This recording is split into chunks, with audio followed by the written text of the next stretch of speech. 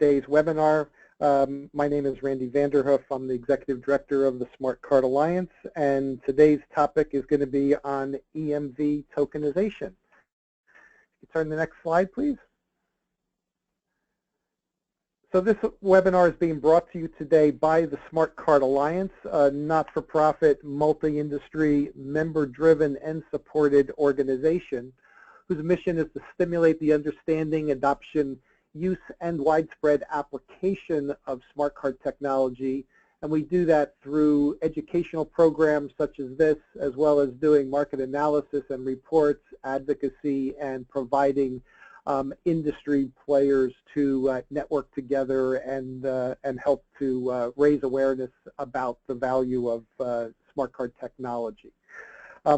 The way in which our organization allows its members to stay connected to the marketplace is by forming industry councils, which represent specific forums for subject matter experts with similar interests and expertise to meet and work collaboratively to address market needs.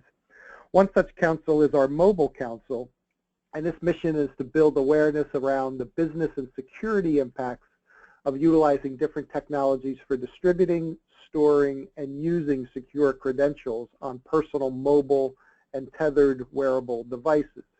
And since tokenization is directly related to the storage and use of those secure credentials, it's particularly appropriate topic for the Mobile Council to address for you. The Smart Card Alliance has produced several resources, and the Mobile Council in particular has produced these resources on both how EMV and NFC are complementary technologies working together for contactless payments, as well as a previous webinar on host card emulation, an emerging tech architecture for NFC applications in webinar.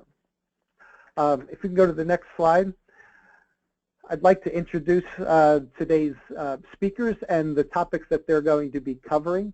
We'll begin with an introduction and overview of the topic of tokenization, and that's going to be done with Sadiq Mohammed from MasterCard. And Sadiq is then going to hand off to Sri Swaminathan from First Data, who's going to look at the implementation considerations for tokenization. And after Sri, we have John Sheets from Visa, who's going to highlight some of the security considerations for tokenization. After those three presenters are completed, I'll come back with some closing remarks, and then we'll have time for your questions and answers for the balance of the session. So with that, just as a reminder, this webinar is being recorded, and the presentations as well as the audio will be made available after today's webinar. So you will be able to have access to all of the information you hear today, as well as be able to share that link and that information with your colleagues. It takes us a couple of days to get the information uploaded onto our site, and we'll follow up with an email message to all of you who registered with the link and the passcode to access that information. So with that introduction, let me turn this over to our first presenter, Sadiq Mohammed from MasterCard. Sadiq? Thanks, Randy, and hello, everyone. Welcome to this exciting webinar on EMV tokenization. In this first overview section, what I'd like to do is to start with some basic definitions on tokenization, then move to the role of tokenization in payments and the different token types. Finally, focus a little more detail on EMV tokenization, which is the focus of this webinar. So let's get started on slide 5. Kathy? Thank you. So tokenization, in a more general definition, not specific to any particular vertical, more general in data security terms, means the process of substituting sensitive data element with non-sensitive equivalent. And that equivalent is referred to as a token that has no extrinsic meaning or value. So that's what tokenization is the process of mapping the token, a sensitive data element to a non-sensitive token value. Now, the token values can vary in format and the way they're generated. They can be cryptographically generated or non-cryptographically generated, and it depends on the type of token, the use case, and solution. Tokens are typically generated and stored in a very secure location, and that location or system is centrally situated and most likely called a token vault. Detokenization is the process of mapping the token back to its original value, so it's the opposite of tokenization. And the entity that provides this tokenization, detokenization service is typically referred to as a token service provider. Next slide, Kathy. So in the context of payments, where tokenization comes into play is tokenization is used to replace the consumer's primary account number with an alternative value called a token. Tokenization has been happening for several years within the payment space, and there are several different types which I'll talk about. But in general, the tokens are mapped, could be a one-to-one mapping where there's a token value for a single PAN, or a token can be mapped, could be associated with, a PAN could be associated with multiple tokens. The tokens may be merchant-specific, channel-specific, device-specific, or could be used for multiple channels. If compromised or stolen, tokens reduce the likelihood of subsequent fraud since they have no value outside a specific device, merchant, or acceptance channel. And when we go through the security considerations, it'll become more apparent how tokenization improves on the overall security of the ecosystem. Next slide, Kathy. So as I mentioned, tokenization has been around for many years, and mostly it has been in a specific domain. So we've seen tokenization happen in the acquirer domain, where there is a definition of an acquirer token, which is the purpose is to kind of remove PAN data from the merchant environment. So the characteristics of that token are it is specific to that particular segment of the ecosystem. So between the merchant and the acquirer, there is an understanding that this token would be used and would be eliminating the PAN data from that particular segment of the ecosystem. Similarly, we've seen tokenization happen in the issuer domain, where issuers may have multiple PANs associated with the same account. So we've seen where issuers would like to issue a non-card format, maybe like a sticker or a fob, where they associate a different PAN number with the same card account. And only the issuer domain is able to recognize that these different PANs or different account numbers map to the same account. So again, it's very kind of limited to the issuer domain. Now, where EMV token comes into play is it's a broad ecosystem level tokenization, where tokens are valid through the entire transaction process. So it's created and it passes through the existing ecosystem as a valid PAN, and everyone has visibility that this is a token and not a dedicated PAN. Next slide, Kathy. So I want to go into a little more details about the EMV payment token. So EMV came out with a specification of framework describing, the tokenization framework, and EMV's payment tokens look exactly like a regular PAN passed through the payment ecosystem without any changes, but are processed differently and may have domain restrictions. And I think that's a fundamental aspect of a token, is the ability to apply domain restrictions to protect them from improper usage. Now, when EMV payment tokens are set up, they are set up in a manner where there's no collision, there's no conflict with an actual PAN, so they are derived from separate bin ranges. They pass basic validation rules of an account number, so run check, the basic validation that happen on the terminal, that happen on the back end, all those will continue to be applied and will be valid. They mapped and associated with an underlying PAN by the entity that generates it and issues it to the requester. So the token service provider is the one that is providing this mapping to the underlying PAN.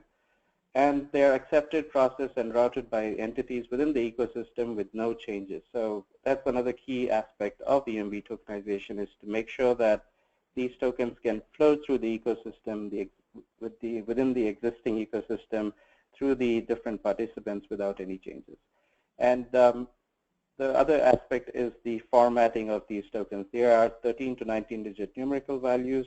Like I said, it looks like a regular PAN, so it has like-to-like formatting. Next slide, Kathy. So in general, how does EMV tokenization help? I think number one is the interoperability that it creates. So it's a standards-based approach, and it's interoperable. It's global, so it's not specific to any particular region or any particular segment of the ecosystem. There's been a tremendous level of security built into tokenization, as we will see in the security section. It minimizes the ecosystem impact. So there's been a significant effort to make sure that it doesn't break existing processes. It supports new participation. So as we venture into the digital payments world with new devices, new ways to pay, new paths for commerce, tokenization assists in that aspect. And finally, enables new channels and form factors. So when we have new devices and we want to restrict the number of transactions that can happen on such devices or such channels, tokenization has the ability to apply such domain controls. Next slide, Kathy. So the question that comes to mind is, so if tokenization has been around and it has these benefits, why is it now seeing traction in the market? So there have been a number of reasons why we think tokenization has really taken off. We've had several studies which show that consumers continue to raise security as a concern. They're very fearful of taking their plastic card and putting them in a device, on a digital device that can be remotely accessed. So I think one of the reasons tokenization has gained traction is to kind of alleviate this security concern. We all as an industry agree that proliferation of devices increases the risk with a single PAN. So if we have a single PAN that is installed into several different devices, not just the plastic card, it creates a greater risk exposure. And not only that, it also creates a card reissuance and update headache. So if there is a data breach and the PAN is compromised, it's not just reissuing the card, it's now trying to make sure how we can update these several devices. So if an individual has a smartphone, a watch, a smartwatch, a connected device, an IoT device, all those would have to kind of go through the updates if it was a single PAN. And also the need to support more paths for commerce in a controlled manner. So as we kind of venture into new ways to pay, be it through a connected device or a connected appliance, we want to make sure that there's some controls on that, and tokenization allows you to make sure that if your refrigerator is connected, that it can only do certain types of transactions, it can only do a certain limit of transactions. So tokenization provides the ability to control this commerce activity on different paths. Next slide, Kathy. So I just wanted to highlight and end this section by saying that this is not just a theoretical specification. The EMV came up with the tokenization framework, and all of the major payment networks have implemented this specification and come up with a token service. And you can see this tokenization being used in majority of the new digital wallets like Apple Pay, Android Pay, Samsung Pay, and Microsoft Wallet. So all these wallets are based on tokenization, and this is something that is currently deployed and live in the market. Next slide, Kathy. At this point, I would like to hand it off to Sri, who will go into the implementation considerations for tokenization. Great. Thank you. Thanks, Sadiq. That was a great overview. Greetings, everyone. My name is Sri Swaminathan. I work as the Director of Product Management at First Data Digital Commerce Solutions. In this section, we will look into the implementation part of the tokenization. Next slide, please, Kathy. Okay. So in the previous presentation, we looked into what tokenization is, its importance, and its benefits. Now let's take a look at the tokenization and how it fits into payment processing ecosystem. So the major component of the tokenization infrastructure is the token service provider, or TSP. The TSP, which is responsible for creating and managing the tokens that we will see later in the subsequent slides. So in the boxed area above the top of the dotted line is where new components fit in. And the area below is the traditional payment processing platform, which is already in place. So as we see, there are new entities in the top. One is TSP to the right, and the other one is the token requester to the left. So while TSP creates the tokens, token requesters consume the tokens. Some prominent examples that Sadiq mentioned in the previous slides, such as examples of the token requesters. So in essence, the introduction of tokenization is a minimal integration impact while preserving the current payment processing platforms intact, with acquirers in the gateways and networks in the issuer processing platforms, continuing their current functions. Next slide, please. So the role of the TSP. Let's take a further look into the roles and responsibilities of a TSP. The tokenization also has introduced new concepts and functions. The primary responsibility of a TSP is creating tokens for a given payment account number and making sure it doesn't collide with existing ones by maintaining different bin rates specifically for the tokens, called the token bins. Once a token is created, TSP stores the token in a secure vault, and it's accessible only to the TSP during token transactions. So when a token request is made, for example, a wallet, TSP enables a process called IDNV, otherwise identification and verification. So this is a process similar to know your customer when you are opening, say for example, a bank account or a credit card account, something like that. So by requesting additional details such as address verification, one-time passcodes, to verify the authenticity of the cardholder, to make sure he who asks who he is. So as a result of IDNV and token issuance, a score called the token assurance level may be assigned to the token. So this token assurance level may function as a fraud score, can be used at the time of transactions.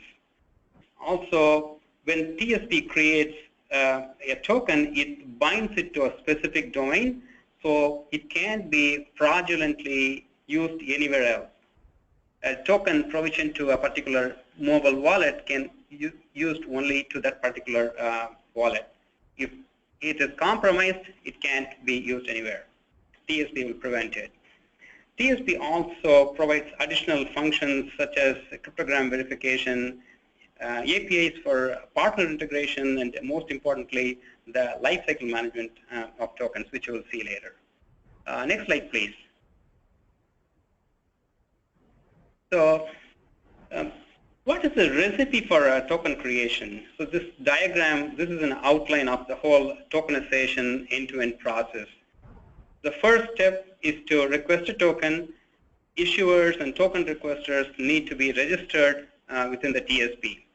Then when a consumer is ready to load their wallet with their cards, they make a request via the wallet provider by entering their PAN or credit card number or debit card number and get a token in return.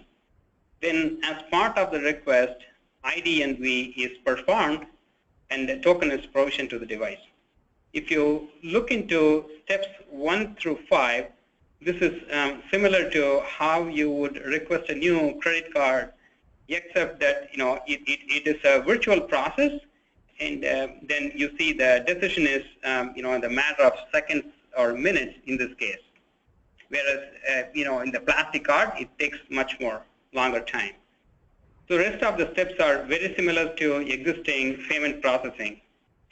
Next slide, please. Thank you. So let's take some example use cases based on the outline we saw in the previous slide. So this particular use case is a provisioning of a token to a consumer who has a secure element-based device. So when a consumer wants to load their card into their wallet, they enter the PAN and other details as part of the request. Behind the scenes, PAN gets a token assigned and tied to the specific domain. If you see step 6, you'll notice a component called a TSM that's also known as Trusted Service Manager. We've given the acronyms definitions at the end of the slide, which you'll get later. So TSM only has the authority to access the chip inside the device with special keys to store the credentials inside the secure element chip. Then consumer may be required to activate their tokens provision to their wallet by mechanisms such as one-time passcode or customer support center, something like that. So they should be able to make NFC transactions once the card is activated. Next slide, please. So this is similar to the previous use case we saw, but slightly different. This is called HCE, or host card emulation. Here, the consumer's device does not have a secure element, but supports NFC payments. In HCE, consumers' credentials are stored inside the device memory or inside a trusted execution environment. So it works similar to secure element model, but the token and credentials are pushed to the device through a cloud platform. IDNV process is very similar to secure element model. But from the consumer's perspective, experience is very similar to secure element-based wallet. One major difference is the credentials stored in HCE wallet is temporary and gets replenished or updated behind the scenes based on certain rules such as transaction limit or duration, things like that. In both cases, the payment instrument stored to the device actually is a token. It's not a PAN. So if you see the PAN goes in at step 1 and step 6, the token gets provisioned. Next slide, please.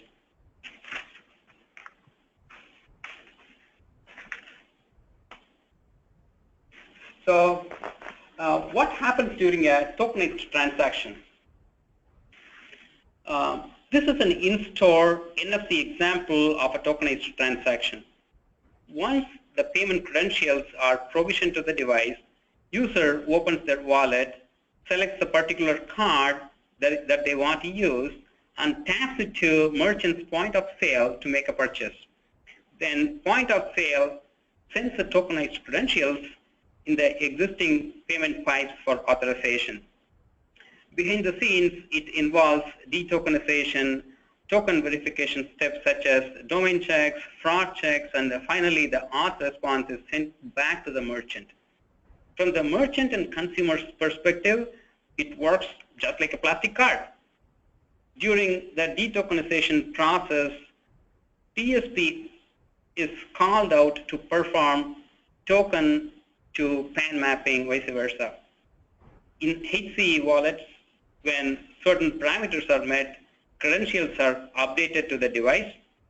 In the secure element model, this step is not needed, since credentials are stored inside the chip, kind of in a permanent way, similar to a EMV card.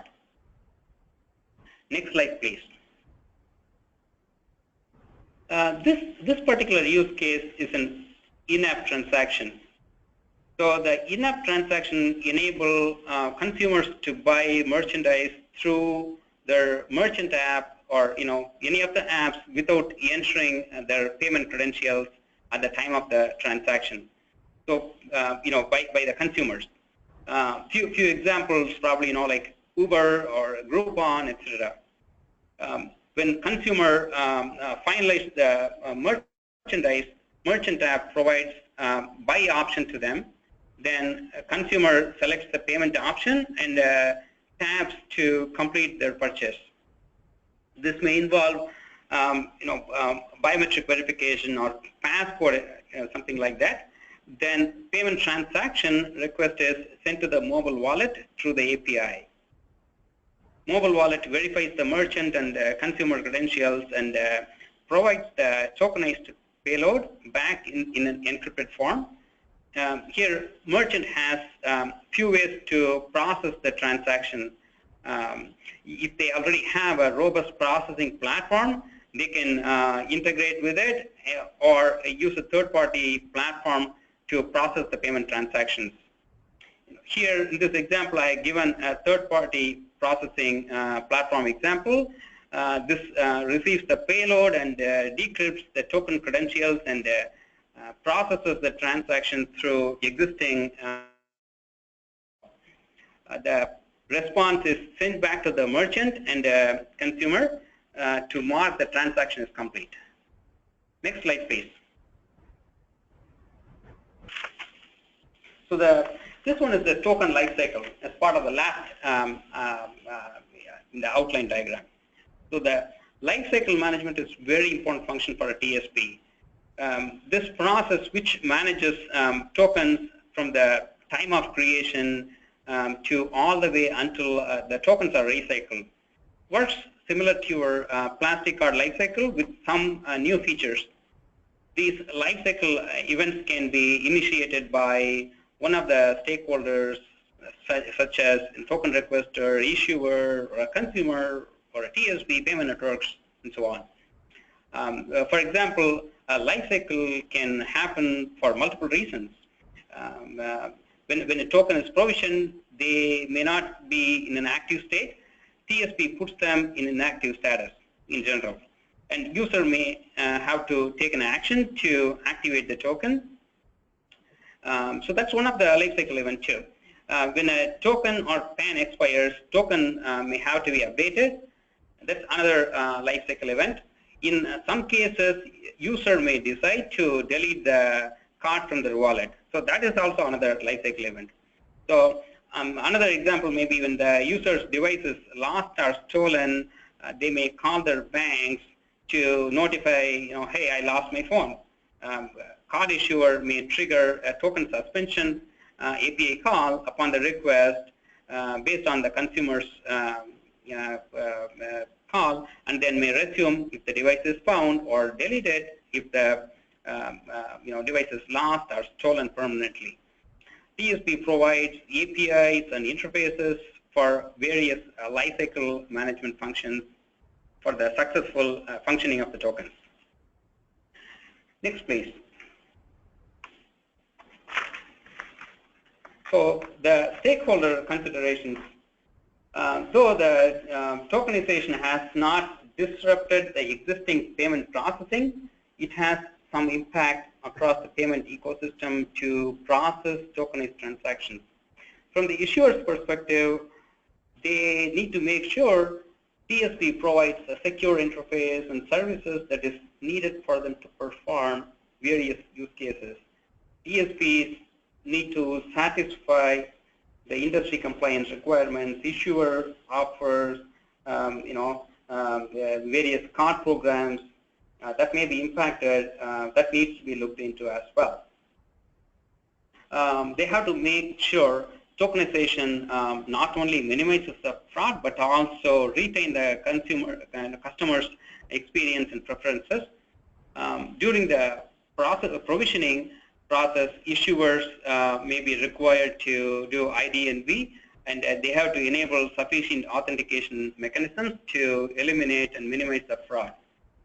From the acquirer's perspective and the processor's perspective, they may have to support new fields and messages to support tokenization. Their platforms may be able to process transactions for new channels and domains to support innovative payment mechanisms such as connected devices, things like that. From the merchant's perspective, to support mobile wallet in-store NFC transactions, they have to satisfy the terminal certifications, and if they don't have one already in place. There is a potential impact to merchants' value-added services and loyalty, which may require consideration of new fields such as PAR or payment account reference. So the PAR, which is a unique identifier bound to a specific cardholder's PAN.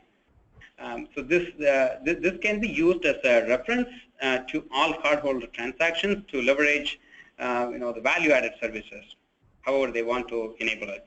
From the TSP perspective, they have to support the token issuance and the enablement to multiple token requester domains and channels, provide APIs to stakeholders to utilize the token service efficiently, support different cryptographic processing, and most importantly, manage token bins to support payment instruments from various issuers. Also, most important aspect of tokenization implementation is the security consideration, for which I will turn it over to John Sheets. Thank you. Thank you very much. So hi, I'm John Sheets. I'm Vice President responsible for emerging technology at Visa. And if we could go to the next slide, I'll be taking you through security considerations for tokens. So one of the questions that we're often asked is, how does tokenization compare to encryption, and are they the same? Do they provide similar functions, et cetera? And so we wanted to clear up some typical misunderstandings. So there are important differences between how tokenization and encryption work to protect data. It's not to suggest that one is better than the other, but rather they serve different purposes. Encryption, it obfuscates data, makes it impossible to recreate the data without the keys that were used to encrypt the data. And this is excellent for protecting the confidentiality of data. However, it only protects the data while the data is encrypted. And so in transaction processing, typically, in order to process something, one needs to actually decrypt that data first and then re-encrypt it before it's sent on to the next leg or before it's put back into storage or whatever the case may be. During the time that the data is decrypted, it's vulnerable to attack. So tokens work differently because it actually replaces sensitive data with new data that is less sensitive or even unsensitive. And as such, if it's stolen, it can't be misused, but it can also be processed. So that data still has enough meaning left over that it can still be processed. And the linkage between the original data and the token excuse me, is stored in the token vault. Next slide, please. So token security is based on two key concepts. The first is identification and verification, which was mentioned previously, and that's providing trusted binding of a token to a PAN. And identification and verification allows for the token service provider to ensure that when a token request comes in to the TSP, that it is in fact an authorized use of the PAN. Typically, the TSP is helping the issuer of the card to perform that. By helping, that may simply mean gathering information and sending it to the issuer, or in some cases it may be acting on the issuer's behalf if that's what the issuer has chosen to do. So identification and verification, or ID&V, is a very important concept in tokens. It's worth noting that not all tokens necessarily need to go through identification and verification.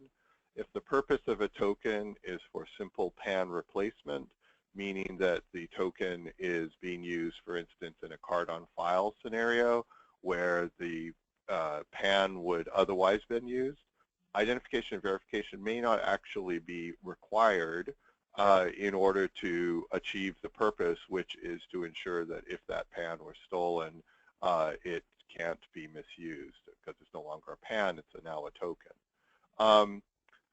Another important concept for tokens is token domain controls, and indeed I just alluded to that by talking about the token not being able to be misused. So what domain controls do is they restrict a token to a specific domain. But what is a domain? We get that question a lot. The domains can vary depending on the specific use case. If a token is meant, for instance, to be used in a card on file domain, then the domain might be transactions only emanating from that specific merchant. Alternatively, the domain might be transactions that come from a mobile wallet, or transactions that come from a payment facilitator. There's a lot of different potential domains, and so the methods used to restrict the transactions to a given domain are not necessarily always the same, because what a particular domain needs and can support may vary. Next slide, please. So tokenization provides other security benefits, of course, one of which is limiting the proliferation of PANs.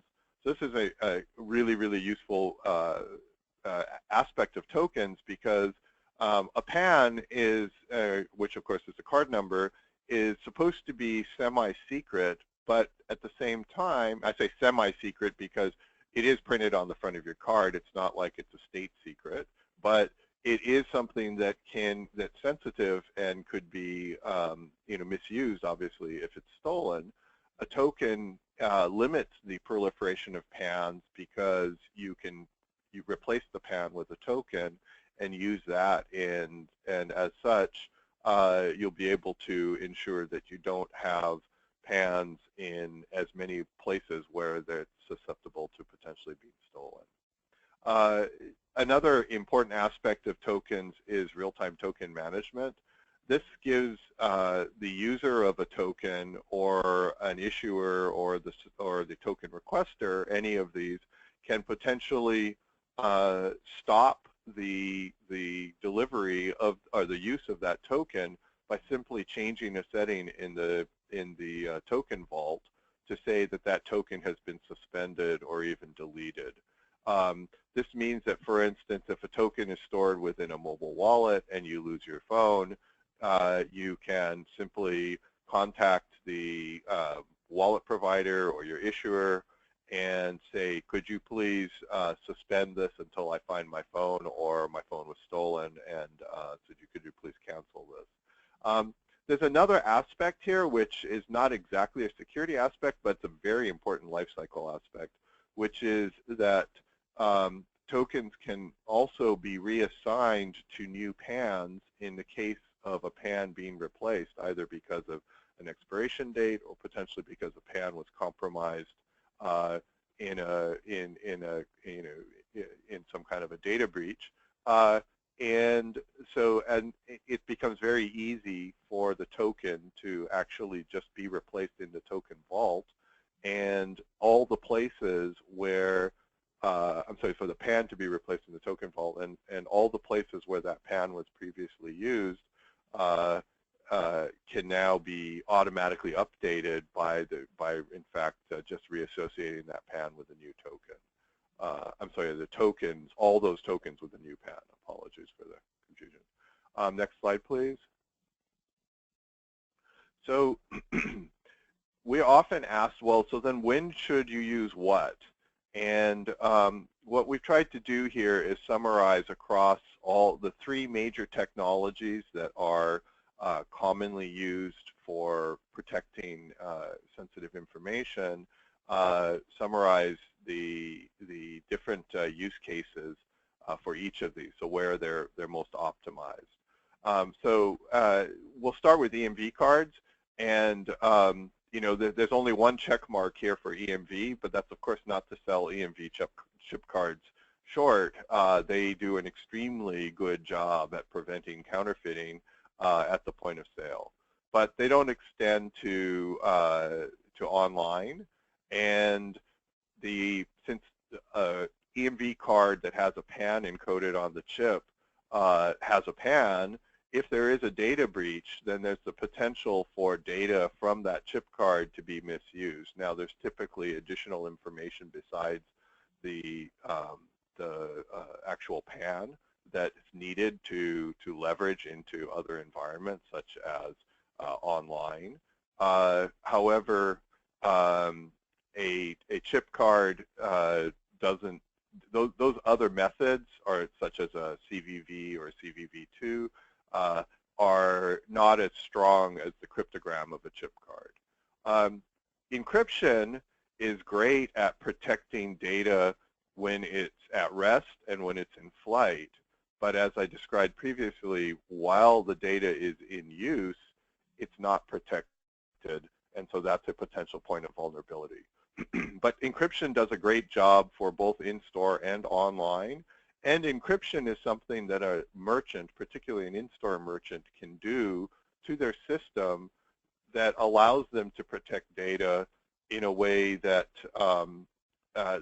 they're not, tokenization doesn't necessarily provide if they're waiting for tokenized transactions, tokenized cards, such as from a mobile wallet, to come into their store. So encryption is something a merchant can layer on to protect their domain. Tokenization provides the protections across, obviously, data rest, data in flight, and data during use. So that's a summary of how these measures can work together, and that's why we generally recommend that all three be used. It's worth noting that it's possible to put tokens onto chip cards, and then you get sort of the creme de la creme, because if there's a chip card that has a token on the chip card, and that card's transactions happen to be caught up in a data breach, they can't be misused. Next slide. So we're often also asked, well, where do we find more information about tokens and how to be a token service provider and what the security requirements are? And so EMV and PCI have worked together to figure out who's doing what. So EMV created the tokenization framework, and PCI has created security requirements for TSPs, for token service providers. So that information is available as per the link here. With that, I'll turn it back over to Randy for wrap-up. Terrific. Thank you, John. And also, thank you, Shri Swaminathan and Sadiq Mohammed, for your terrific content in today's webinar. We're going to do a quick summary and wrap up here and then take your questions. Hopefully, the key takeaways from today's webinar are that tokenization transforms the fraud risk surface area by removing vulnerable account data from being stored and transmitted. And especially in mobile and emerging payments and digital payment domains. Also, and it does this by removing the PAN data out of the entire payments ecosystem. Also, EMVCO, which was mentioned a few times, which is the organization that sets global payment security specifications to ensure interoperability and global acceptance, has provided a framework for payment tokens, which all issuers, processors, and acquirers can use to establish that payment ecosystem involving the tokens. Token security has two main concepts. So we heard about some of the ways in which token security is being applied, and one concept is the identification and verification step for how tokens are delivered to mobile devices and other digital platforms, and the domain controls, which limit the usage of those tokens to specific domains, such as only from a mobile device or from a mobile device using an in-app payment. And that is essential for proper implementation of tokens. At the core of the global tokenization system, the token service providers, which was discussed in the last section play a key role in creating, distributing, and providing real-time token management. So tokens can be created and converted from the original PANs during the transaction, as well as be able to be managed and updated when either the PAN changes or the token needs to be refreshed or replaced. And then finally, that all ecosystem participants are encouraged to understand the various token methods and implement them according to the published standards, so that when tokens are presented or when tokens are used at an acceptance location, such as a merchant or a website, that there is going to be an assurance that there is going to be a completed transaction every time, because everyone is following the same standards process for how they're created and how they're used. A couple of additional resources that are available for those of you who are still looking for more information. I would encourage you to go on the EMV Tokenization Framework page on the EMV website. And you can also visit the Smart Card Alliance website and look up some of the mobile payments and NFC resources that are available. And there's a link provided here on your screen where you can access that information. And then finally, at the end of this presentation, we've put together a short list of key terms that we used in the course of the webinar and that you will need to understand in furthering your information and education about this topic. And so I would encourage you to keep those available to you, and you'll have access to that once we submit the presentations and the audio for you as a follow-up to this webinar. So if we, I also want to recognize other contributors to this webinar who were not able to participate on today's call, but in particular, Tony Sabetti from CPI Group, Sanjay Varghese from Capgemini, Lokesh Rachuri from Capgemini, Suresh Bachu from Discover, and Mike Strock from our team here at the Smart Card Alliance. Thank you for your assistance there. Okay, let's go to your questions. And we received a lot of questions already. I'll try to get to as many as we can in the 10 minutes that we have left here. Let me start with, from the beginning of the presentation, this question is for Shri. While processing a transaction, while processing a transaction, does the acquirer differentiate the token from the PAN? I guess, how does the acquirer differentiate the token from receiving an actual PAN?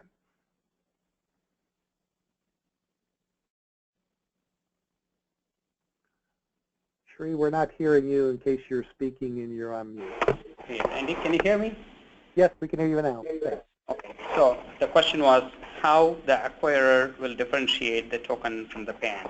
Right. So when the transaction comes from the merchant to acquiring platform, it is going to look like a PAN, because as we saw in the previous slide, the PAN is, like to like reference to the PAN. So PAN and token look alike. Only difference is going to be, new fields may be added based on, the token domain during the transaction. So otherwise, acquirer will see the token as a PAN. So not much difference will be seen during the transaction. So they have to, if they have to use the token for further purposes such as loyalty processing, that's when they allow to the bin tables that will be managed with the acquiring side. They will be updated by the networks for the token bins. They will get to know by that particular change. Okay, thank you. Sadiq, this question's for you. Someone asked about the use of pseudo numbers, which were common when the first mobile wallet implementations were introduced into the market. are we calling tokens and pseudo the same thing as pseudo numbers, or is there anything that's changed since they were introduced? Sure. So the pseudo account numbers was some primitive form of tokenization that was very specific to, say, the issuer. So the issuer would, assign a different PAN for maybe a different device or a different purpose, and that was specific to the issuer. What tokenization, EMV tokenization in particular, brings is more a scalable approach, interoperable approach of creating different PANs for different devices and different channels, and that could be used and understood by the entire ecosystem and not just by the issuer. Thank you. This question is for you, John. How does the token service provider restrict a token transaction to specific devices? We referred to that as domain limitations. And how does the TSP know what domain it came from so it can make that decision? Sure. So generally speaking, if the token domain is emanating from a particular device, for example, from a mobile wallet, the method that is used for domain restriction is an accompanying cryptogram, very similar to the way an EMV chip card protects against misuse of the PAN. The difference, however, is that the token is only allowed from that specific device and always requires a cryptogram, whereas a PAN associated with the chip card only requires the cryptogram when it's a chip transaction. So the TSP would recognize that it is a token on the basis of the bin of the token, and would then validate the cryptogram against that token. And since the keys used to create the cryptogram are only stored in one device, it can then be sure that the token came from that one device. Thank you, John.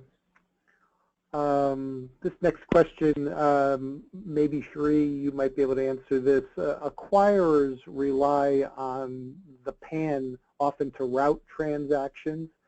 And when using tokens, do the acquirers differentiate a token that was generated off of a Visa branded card versus, say, an American Express card? How would they know how to route those transactions? Great question. So the tokens come with their own bin called the token bins. So acquiring systems are going to have the token, the bin table updated with the token bin. So the routing happens based on the token bin, and so that way they are going to know who this belongs to. If it is 4, then it goes to Visa. If it is 5, it goes to MasterCard. The rules that they will know based on the bin table to route to the particular source. Okay. Maybe this is a question for John or Shri. Is the TSP, the token service provider, always different from the issuer? And are there any issuers that are also doing token service providing for other issuers? So there's no requirement that a TSP be separate and distinct from the issuer. An issuer can act as its own TSP, and there's no requirement that an issuer can act only on its own behalf. If an issuer decided that it wanted to become a TSP for others, I don't know any reason why that would be precluded. There are some issuers that act as issuer processors for other issuers as well. So yeah, I could imagine something like that potentially happening. I'm not aware of it happening now, but I don't. There's no rules against something like that, because to be honest, there aren't any rules vis-a-vis how token service providers, or who can be a token service provider, other than individual brand rules, which obviously we wouldn't talk about. Yeah. I agree. So the EMV specifications does not restrict a specific body to be a token service provider. If you want to get updates on who are the token service providers besides the payment networks, they provide update, and they provide token TSP IDs, registered TSPs in their website. That information available for public. Great, thank you. And we have time for one more question, maybe for you, Sadiq. Is there a roadmap for tokenization and transaction processing of tokens for closed or open loop gift cards, since we know that that's been an area of particular fraud concern for merchants and gift card providers? Yeah, so I think primarily the focus has been on credit debit cards to, tokenize these cards into different wallets, different devices. As far as I know, I'm not familiar with any efforts around gift cards. That may just be because of my limited involvement in such projects, but honestly, I'm not sure if there is a roadmap to kind of get into gift cards. Hey, this is John Sheets. I'll just add that, that's entirely up to a particular token service provider as to what types of cards they're planning to tokenize. So that would be a question that's actually better suited for individual TSPs. From a token spec perspective, there's nothing about gift cards that makes them untokenizable, if that's a word. Okay, thank you, guys. Actually, I think we do have time for one more question. I'll put it out to the group. Is there any adoption of card-on-file tokenization being worked or planned?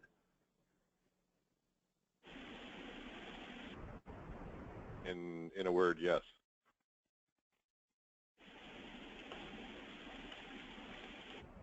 Okay. Anybody have anything else to add to that? Everybody shaking their head yes? Yeah, that's right. Okay. Well, I can see that we're at the top of the hour, so I want to thank all of our presenters today for doing an excellent job in providing this content to you. I thank the team from the Smart Card Alliance Mobile Council for helping put this together, and certainly to you, the audience, for staying with us for the hour and also for the excellent questions that you asked. Again, final note that we will follow up with an email in a few days with a link to where the audio recording and presentation deck can be downloaded, and we invite you and encourage you to share that information with your friends and colleagues who are unable to join us today. Thank you. Enjoy the rest of your afternoon, and look forward to having you back again at a future Smart Card Alliance webinar. Have a great day.